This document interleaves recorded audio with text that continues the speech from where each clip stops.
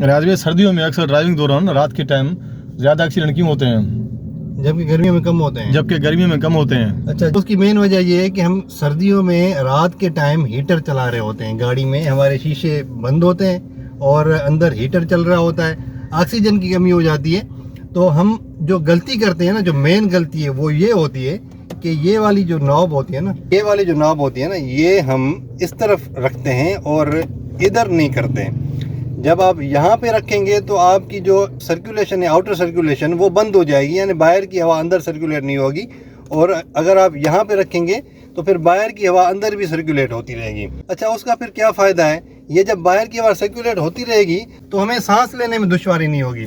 जबकि अगर हम इनर सर्कुलेशन ऑन रखेंगे, यानी बाहर की हवा अंदर नहीं आने देंगे, तो फिर क्या होगा कि अंदर हीटर भी चल रहा होगा और हमें सांस लेने में भी थोड़ी सी दुश्वारी रहेगी। तो अक्सर हम क्या करते हैं कि शीशे जो है ना वो थोड़े से कभी कभी हम नीचे कर लेते हैं, तो गाड़ी में शोर भी होता है, तो फिर थोड़ी देर के बाद हम फिर उसको ऊपर कर लेते हैं। तो इसी तरह फिर ऑक्सीजन की जो है ना वो हमें कमी हो जाती है और जहन जो है वो थोड़ा सा माउफ होना शुरू हो जाता है।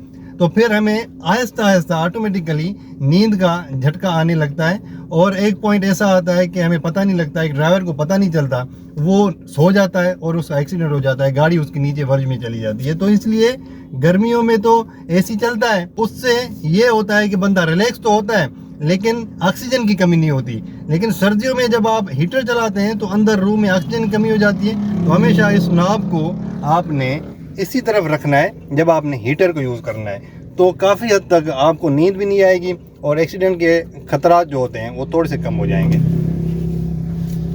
ठीक है शाह साहब, समझ आ गई? ओके।